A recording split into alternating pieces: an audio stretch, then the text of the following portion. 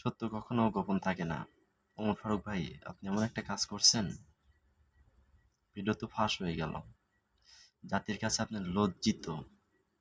এমন একটা কাজ করছেন। বাংলাদেশ 95% মুসলিম কান্ট্রি, সম্পূর্ণ একটা মুসলিম রাষ্ট্র। আপনি তাদেরকেও ছোট করে ফেললেন। কি দরকার ছিল এটার ভাইরাল হওয়ার? এমনিতে পরিচিত মুখ ছিলেন। আপনারা বিস্তারিত শুনুন।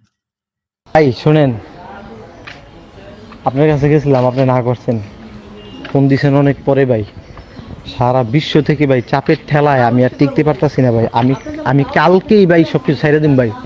আজকে সর্বশেষ 30 জন সাংবাদিক আসবে কন্টেন্ট দেওয়ার জন্য, কথা বুঝছেন? আগের পরিস্থিতিটা ভাই নাই, নাহলে দিতাম জোনাইদ ভাই, বুঝছেন? এখন বিষয়টা হলো আপনি করছে, আপনাকে আপনাকে নিয়ে দিব আর কি। মনে করেন কালকে চুলমুল কাটতে পাঞ্জাবি টাঞ্জাবি পুরা সব ঠিক হয়ে যাবে তো, বইলে পড়েই আপনার সাথে সরাসরি একটা সাক্ষাৎকার দেবো, ওইটা নিয়েন ভাই। ওইটা ট্রেন্ডিংয়ে যাবে ভাই, ওইটা কঠিন আকারে ট্রেন্ডিংয়ে যাবে ভাই। যেই পরিস্থিতি চলতেছে ভাই, কঠিন আকারে ট্রেন্ডিংয়ে, বুঝছেন? বিস্তারিত ইমরান তালুকদার ভাই এর মুখ থেকেই শুনুন।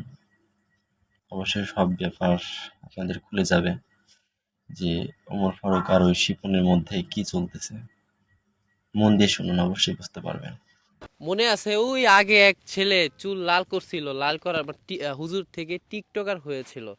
তো তারই পাশে হচ্ছে সে, মানে হচ্ছে তার থেকে ইন্সপায়ার হয়ে ওই লুকটা হচ্ছে টিকটকার হয়েছে। কেন হয়েছে? ভাইরাল হওয়ার জন্য। এখন কথা হচ্ছে ভাই, তুমি ভাইরাল হও ঠিক আছে, অন্য কোনো সিস্টেমে ভাইরাল হতে পারতা।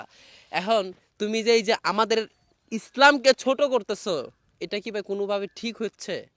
এই যে তুমি শিপনের এটা আমি মানে যে আগের যে টিকটকার চুল থেকে চুলগুলোকে লাল করেছিল তারই পাশেই তো তুমি, মানে তুমি ভাইরাল হওয়ার পরে ভালো হয়ে যাচ্ছ, তা তো হবে না রে ভাই।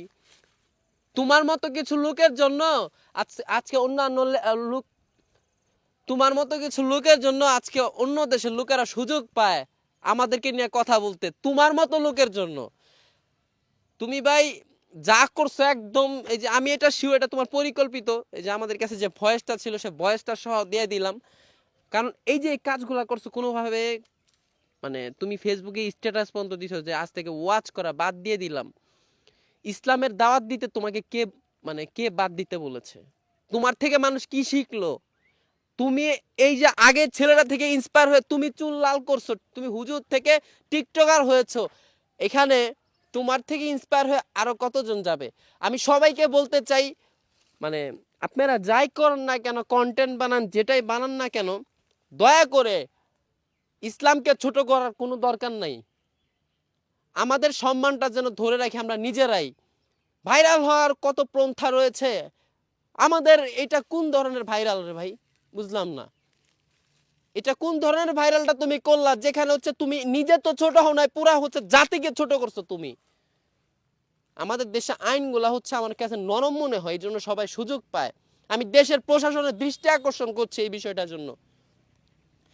এটা যদি আপনারা দেশের প্রশাসন যদি আপনারা এই বিষয়টা নিয়ে কিছু না করেন, এভাবে হতেই থাকবে।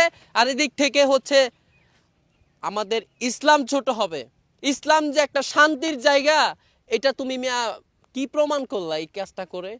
দয়া করে প্রশাসনের দৃষ্টি আকর্ষণ করছি, কারণ আপনারা যদি এই বিষয়গুলো এখন নজর না দেন, দেশে ভবিষ্যতে এই বিষয়গুলোকে নিয়ে অনেক বড় কিছু হতে পারে। ভালো থাকবেন, সুস্থ থাকবেন। আল্লাহ হাফেজ।